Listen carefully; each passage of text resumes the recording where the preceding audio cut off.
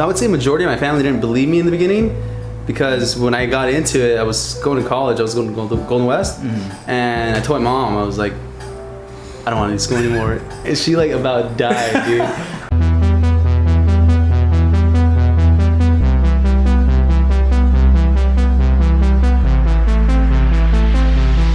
What's going on, guys? Thanks for tuning in to the Weekly Dose. Your host, Alex. This is my man, Leo, also known as Master Flex Lee. Leo the Lion. I mean, I can go on and on. Kansas. No, not that one. Okay. Easy. This is Leo right here, guys. Welcome, guys. Welcome. Yeah. So what are we doing here, man? Well, this is our very first episode of Weekly Dose with Alex and Lee. So we really wanted to start this podcast and just touch base on like a lot of different subjects, right? Yeah. We didn't want to really focus on real estate. We wanted to do self-development, business, finances. Talk about real estate too, obviously, because we're real estate moguls and whatnot. So. Real estate experts. Some might say. Yeah. Some might say, Mom, thanks. Yeah, I mean, really, we just want to talk about a lot of different subjects and just get a different perspective on a lot of things. I mean, me and Alex always have like these crazy deep conversations in the car. Yeah, definitely. And like we just learn so much just by asking and trying to figure out even more. Yeah, just bouncing ideas off one another, or talk about something that we just listened to, like a podcast or we read on the news, and just kind of digging deeper with the conversation. So instead of just being greedy and keeping it to ourselves, we wanted to share it with you guys and bounce some ideas off of you guys, and hopefully this opens up the discussion to ask more questions between us two. Yeah, exactly. I mean, just really we just want to help people overall. Yeah, for sure. And if we just help one person, right? We've done our job. Yeah, we've definitely done our job, and we'll be happy with that. So if this, if this speaks to you, this is for you. You know who you are. Exactly. Oh gosh. Okay. I think one thing I wanted to talk about today is just a little bit more about us, right? Yeah, just have a discussion, or just talk about us. Yeah, because I don't even know you. Yes. I work with this guy. I don't even know who he is. This is the main reason I wanted to get some more info from this guy. It's like a damn hermit. Created this whole charade and stuff just to get more information out of me. I know his name is Alex. That's about it. That's about it, man. So that's we want to talk a little bit more about us. How we got into the business. How did you get into the business? Me? Yeah. It started off with I started reading a lot of books, and there was a common trend that I was noticing, that the number one wealth creation or creator is real estate, and so that kind of piqued my interest, and I started doing more research into real estate, and amongst other things that were going on in my life, where I was working in a job that was kind of burnt out already, and I just felt like there was more to it. There's more to life, and my whole family doesn't. I would say like we're considered middle class, where I didn't see that for myself. I saw like a lot more for myself, and definitely helping my parents out was a big motivator for me. So that opened the door where I started doing more research into real estate, and started researching real estate investing, and that opened up to like me getting my license, and then everything just kind of went in that direction, where I got just focused in sales, real estate sales, and after that, it just took off. Yeah, you just did it. Yeah. I just jumped into it. Biggest motivator was definitely my family, and just knowing that there's a lot more out there for for us, and not really settling. Yeah. So, do you think the books helped a lot? Oh, for sure. Yeah, I think it's definitely. Like the more you start digging at it, it just starts opening up doors, and you start asking more questions. Yeah. And like it's this huge like snowball effect. Well, the biggest thing is that that it's possible. When you start reading these books, you're like, what the heck? That dude did it? I can definitely do it. So that opened up the freaking doors for me for sure, and just made me feel like it's definitely possible. And man, like I said, after that, I just kept reading, and kept that same mentality, and it just took off. Yeah, because that's crazy, because I know. Well, I mean, if you guys don't know, I grew up here, and then I moved to Kansas back in like 2010, and we're just living our life out there. Fast forward to like 2015, I like accidentally started like this little business, like a cell phone repair business. Oh yeah, I remember that. Like to this day, But yeah, and once seeing that, where I kind of just realized I can make money other than just like hourly job, you know, because I was working for like 12 hours, 12-hour nights, 6 p.m., 6 a.m. Damn. And just seeing that I get extra income just doing something else, anything else, really. Yeah. And it's exciting. It's exciting. It's like super exciting. Just working on it, because it's a business at the end of the day, and you're just working on it, and you're like, oh, what should I do? Should I do this or branding, or start just getting creative overall. Sure. And like this fire just like lit inside of me, and it's like I wanted to do something, and I didn't know what to do. Like I didn't know where to start. Yeah. And I remember going like on Instagram. And like I was like scrolling, I would see you like posting books, like, oh, this is a good read, a good little paragraph, something like that. Reading through my freaking photos, huh? This guy. Exactly. Every time you pop up, but like, I mean, we were young back then, but like I was like, yeah, my man, he's getting it. This is like he's in the right state of mind. I was like super happy, and I remember like visiting for like my birthday, and it's like. Pretty sure it was like 2015 April, and like we were sitting in like the garage drinking wine. Like there you go. We thought we were sophisticated. A couple intellectuals. And that's when he told me. Because when did you start? It was like 2015, huh? Like yeah, I started reading and stuff like that like the year prior to that. But 2015 is when I really started. Like the beginning of March, the end of February. Is that when you actually? Well, I got my license late January. But it took me like a month to like get training and all that good stuff. And then when I officially went out there into the field by myself and all that good stuff, it was probably the beginning of March. Yeah, because like a month later, I mean, you're fresh into it, and we started talking, and then I think that's when like where I like told you I wanted to do something. Yeah. And then you're like, you spit this crazy idea. Why don't you do it? Like you always wanted to move back home, just do it with me. Yeah. And I think I was like, okay, let's like I was like ready to go, and you kind of just like I was like revving up, right? You just like a loaded gun, like a crazy rabid dog. Just holding you. You set me loose in like one direction, and I was like, right, let's do this. And I went back home, just like fired up, just started studying, getting everything ready. Quit like my stable government job. Came back here, didn't even get another. I just went straight into it. Yeah, what were you working at over there? I was dispatch for the 911 for the police and stuff. That's crazy. So you left a stable job, secure job, just to jump in and on your business idea. It was always overtime every week, medical, dental, like everything was like set. You really need that. I really can use that right now. I can use it right now. But it was like it was stable, right? As stable as you can get. It's a government job. But everyone told me I was crazy. And I would like mention it to people, and they're like, "No, don't do that." What is wrong with you? Like, I bet you. Yeah, I got that a lot. Yeah, well, I would say majority of my family didn't believe me in the beginning, because when I got into it, I was going to college. I was going to Golden West, and I told my mom, I was like, "I don't want to do school anymore." And she like about died, dude. She's like, "No way." She's like, "No, like, I mean." We're first generation, so education is like the biggest thing. Like the whole reason that they came over here is to give us a better life and better education. So that was like the number one thing for my mom and dad. So when I told them that I was going to drop out, I mean, you can just imagine how she felt. But I just kept telling her, I was like, "Mom, just like believe in me, trust me, I got you." And I got both my parents. I told them, I got them and stuff. So. Yeah, I mean, just to go a little bit deeper into that, I told my parents, just give me 2 years and I'll show you guys. I'll go ahead and, purchase a house for our family. And yeah, that's what we did. I went straight to it. I went, straight to the ground, straight to the pavement, started doing what I had to do to get to my goal that I had envisioned for me and for my family.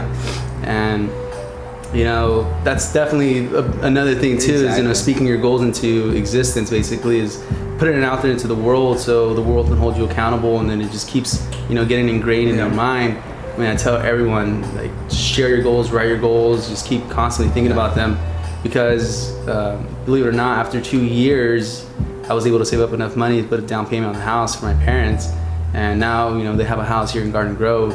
So it definitely shows that if you do believe in yourself and believe, that you can do some stuff, it'll definitely happen. Get it done. Yeah.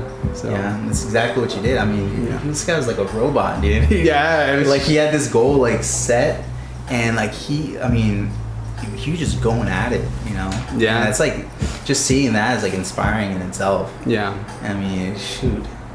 No, definitely. It was something else, but I mean, it was fun because, like I said, when you get closer to your goals, you know, every step, like when you started the iPad or the repair business, just your ideas and stuff like that, and putting them out there and trying them out, trial and error. It's like, it's fun. Yeah. I mean, it's not fun when you're like failing so many times, but it's part of the process. Those little wins are like, they mean everything. For sure. So it was definitely cool. Yeah. It was a good experience. It's really cool. I did work a lot though, nonstop, like you said. Yeah. It was nonstop since my eyes open in the morning till I went to sleep, like around 2 a.m. Yeah. And I was only sleeping like 4 or 5 hours a day. I remember like because when I moved back down, like we were just at it. Yeah, right? Just hammering. And like it was like March of 16. And like we were going from like 8 a.m. to like 8 p.m. and then after hours we would have our little like just intellectual sessions, business development, or just talking about self-development, how we're gonna grow it, and just it was so much learning. Yeah, like much, and it's fun. Yeah, but like you said, it's constant. Yeah, no, for sure. I mean, what was the biggest motivator for you, you'd say? Well, my biggest, because it's always been like my goal to move back here home, right? California is like always like what I've seen, like. You're tired of the windmills and the farms and the tractors and the overalls. Oh my gosh, dude, this is why I didn't agree to this. Also known as Kansas, guys. Kansas. So going a little deeper, in 2008, I was like leaving middle school, going to high school. My dad got sick, and we had to uproot the whole family, right? And we had to move to Kansas because my uncles lived out there, and so that was our lives. I mean, I immediately had to be like the head of household. Damn. That must have been tough. Yeah, I mean, because you were what, 15, 16? I was 15. 15 and a half. I got my permit to drive by 16. I had my full-blown license. Dude, that's crazy, man. At 15, people are just worrying about like who they're gonna go to prom with, and worrying about getting their permit. Or just school and activities and like stuff like that. Going to school. That's crazy, man. I had to get a become an adult. Yeah, Exactly. Later, basically. Yeah, just had to get a job. I was the one driving my dad to all his doctor's appointments. It was just, I mean, it's crazy. And then just growing up in like an immigrant family and them not having the resources or not knowing where to start. Like I had to take care of everything. And so it's always been a goal of mine, to move back home, and it's always been my dad's goal. Yeah, like, I remember you saying like one day we're gonna go back home, like I know it. And as time progressed, the thing with Kansas is it's very cheap. It's very easy to get by. Yeah, get comfortable. And you get really comfortable. How much is rent out there? At one point, I rented a townhome. It was $950 for a 2-bedroom, 1 bath, 2 stories. $950? Yeah. Dude, you can't even rent a freaking bedroom with a bath here for $950. Dude, everyone thought I was crazy. They're like, you pay how much? No way, man.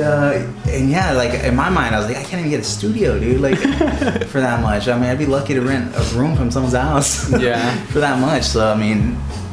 Yeah, I mean that's you get really comfortable out there. Yeah, and that on top of the government job, and it was good. It was fun, but I know there was more, and like I've always wanted to do more. So once we met, and we got everything in motion, moved back home. I told my dad, to my brothers, I'm gonna move. We're gonna get you guys back home. Start putting it out there on the world now. Yeah, put it out into the world. Yeah, and we got to work. And slowly but surely, we're getting the ball rolling. Unfortunately, my dad did pass away before I could move back home. Yeah. Which was, it was a rough patch, slowed down business for me a lot, just because I didn't have the same drive or that motivation that I did. Well, that's because it was one of the big motivators for you. That was your dad here. That's true. That was the biggest driver. It was that. So what happened from how did you transition? How did you get yourself back on track, basically? Because if that's your biggest driver and it was, pushing you to get to that goal, now, your dad passed away. What happened? What happens next?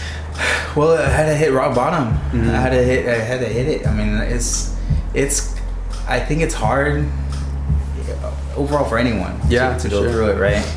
But it's even harder when you're self-employed. Like, you can go through the motions at work and still get paid. Yeah, you get paid hourly. You still have a check coming in. Over here, like, you go through the motions, you get nothing. It's just like, it's, crickets, and it gets pretty hard. So, I had to hit, rock bottom, and then finally realize, once coming out of it, you just realize that, this is not what he wanted from me. And I made a promise to him to bring him back home, including my brothers, because he still, like, one of the last combos I had with him was, take care of your brothers, take care of them for me. Shit. And that was the goal. So I just had to snap out of it, even though I wasn't completely ready to have him down here. I know how to make the move, make action. Yeah. And I drove out there, picked him up, moved. Rented this apartment. And ever since then, it just, just getting back on the horse and actually, getting that motivator going. Yeah. Because ultimately, I want to buy a house this year. Yeah, you've been saying that's always been the goal, is buy a house for the family. Yeah. But I know it's got backtracked, but this is the year. I feel it, man. I feel it in you, dude. I swear, I feel you. You're gonna get to that house. You're gonna get that goal. Yeah.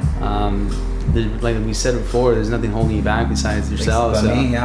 So I feel like you're in that position now, and the right mindset to crush that goal and just freaking smack it across the head and get into that house, man.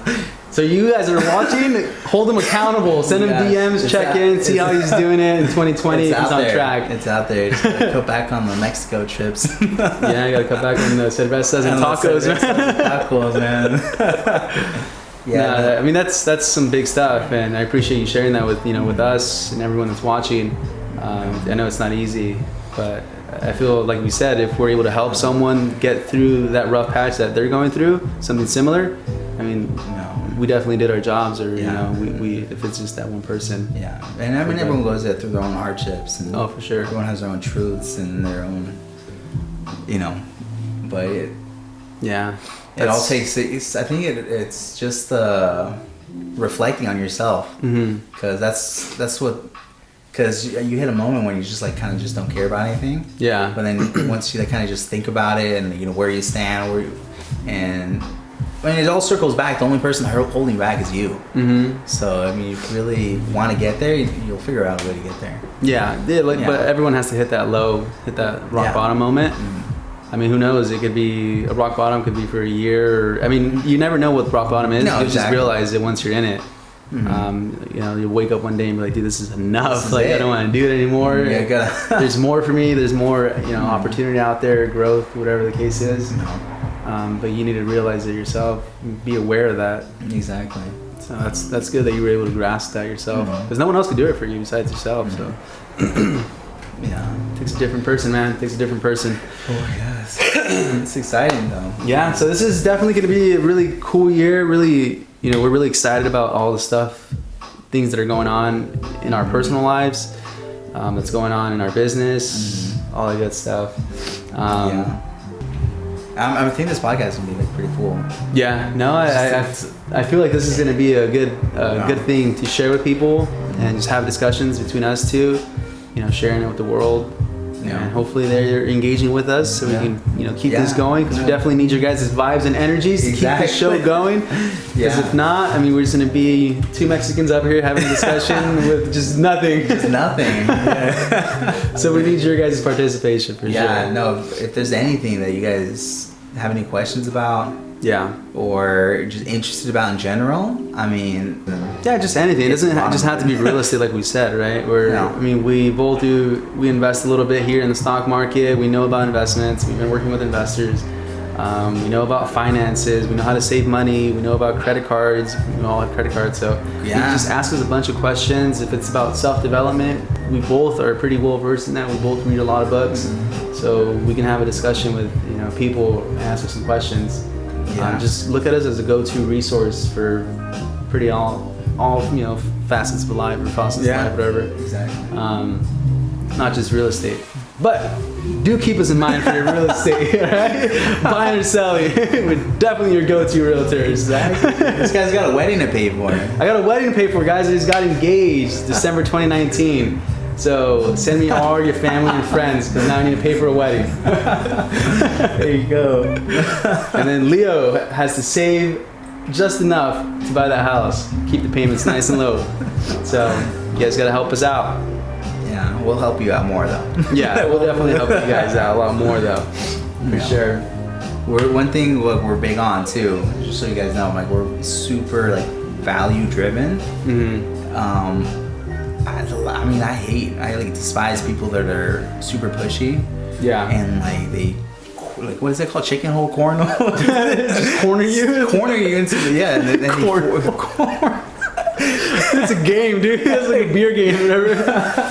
They're just like, they push you up against the corner and then they force you to do something that... Yeah, man, I hate that. That's so crazy. What's crazy is that it might be something you want to do and then they just kind of like exploit you or they kind of use it. They exploit it for sure. Their advantage, and then it might not be like the greatest... I mean, we've been in a while and we've heard so many horror stories. A lot of horror stories and it's sad. So many. It's super sad, and it gives us, trustworthy, honest realtors a bad rap. It's kind of sucks, but that's where we come in and we over provide value and show people who we really are. And I kid you not, say like 100% of our clients always say that you guys are very honest people, very trustworthy. So I think that definitely makes me proud. Yeah, it really does. How it makes you feel. Exactly. And then I think as Hispanics too, I mean, we're more naturally like trustworthy. Yeah. And like, and especially the ones that don't speak English. Mm-hmm. And it's like, okay, like, I mean, there's people that trust their kids to like with the government documents and stuff. Yeah, we have like 12-year-olds giving us government documents. We're like, what? And I mean, that's why. I mean, they look to us for advice and we show them the way, because you would hope, if you're in real estate sales or any business in general, that you would know a thing or two. Yeah. But like, there's so many like agents out there that like don't know anything. Mm-hmm. And I was talking about this like the other week or month, that when I first started in the business, it's very intimidating, like working with other agents, and they're like, oh, I've been in business for 20 years, I know what I'm talking about. But then maybe look at the track record and they've done like look at the numbers, man. Yeah, look at the numbers. He's been in business for 20 years and he's only sold 20 houses. In 99, dude. Exactly. So always do research, guys, on who you're going to use. No matter if it's real estate, if it's investing in the stock market, buying a car, do your research, guys. Exactly. There's a lot of phonies and a lot of people put up a big front, but the numbers don't lie. Do your research and you'll know for sure if that guy's experience or that lady's experience. No. They know what they're talking about. Yeah, exactly. And once you get us going, like it's just really asking the right questions, and the way they answer it, you'll know whether or not they know what they're talking about. Yeah. If they're just like beating around the bush. Really snappy answers. Like, don't worry about that. I'll take care of it. Yeah. When someone says don't worry about that, I was like, okay, now I'm going to have to worry a lot about that. Take an extra note. Yeah. I'm going to worry about this. And yeah, no way, man. But I feel like a lot of people are more, let's say, educated, a little bit more savvier, especially with the internet, so they're able to see all the good and bad in those industries. So yeah, exactly. It's definitely cool. Everyone's BS radar is up there. So. Oh yes, it's through the roof. It's calibrated and everything. Yeah, it's well tuned. I mean, I've had people call me like after they read like an article. It's like, hey, is it true that this and that? Yeah. And then I can just like explain it to them on the spot. Like, oh yeah, this is true, but it's because of this, or just going in depth. Yeah. And give them a better understanding. And that's because we took the extra step to do more research on just general markets and real estate and as an entirety, and even the lending aspect of it too. I know you've done extensive research on the lending aspect. I mean, these guys like almost lenders. I call them the walking calculator every time we talk to clients. So like we brought the walking calculator with us. Oh my gosh! I remember. Well, this one of our lenders had been wanting to like recruit me for like the longest time. I was like, dude, get your hands off of this guy. It's just because, well, like even lenders, like there's some that know what they're talking about and there's some that don't. I would say majority of them don't. Yeah. They type the numbers in, and if it works, it works. Yeah. But like I mean, I feel we both know exactly how the numbers work. Yeah. And like if this number moves, how does it affect everything else? And yeah. the ratios and the DTIs and all that. That's true. So you guys do your research on everything. That's the moral of the story. Just do your research.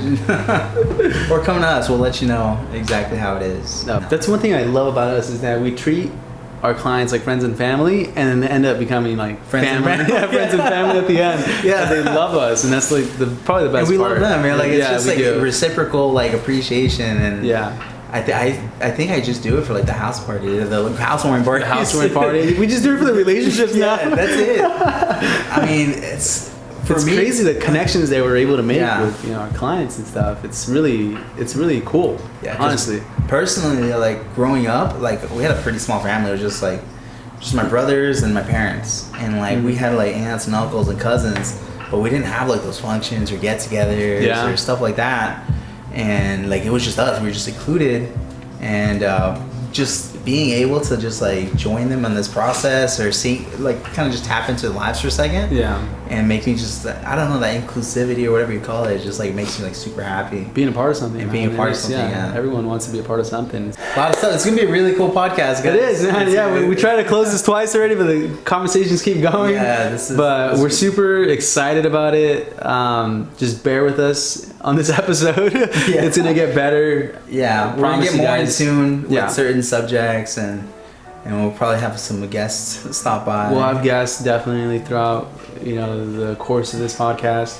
We'll have better equipment as we go along. Yeah. This is definitely what is it? A statement in taking action that we just had a camera, we have this mic hanging right in between us. See this thing? You hear me? We just wanted to take action and get this going because we know inside it's been an idea of ours for a while now that we wanted to do a podcast and we wanted to get back to the community and just take action. So this is why we're here and this is why the setup is this way. Yeah, exactly. But you'll see as we go along this process that things will get better. We'll have better setups and all that good stuff. So super excited, super pumped up, and a big believer in this. So yeah, it's gonna be fun, guys. Thank you so much for tuning in. So tune in next week. Yeah, tune in next week to the Weekly Dose with your host Alex. Dose with Leo. Yes. Thanks guys for watching.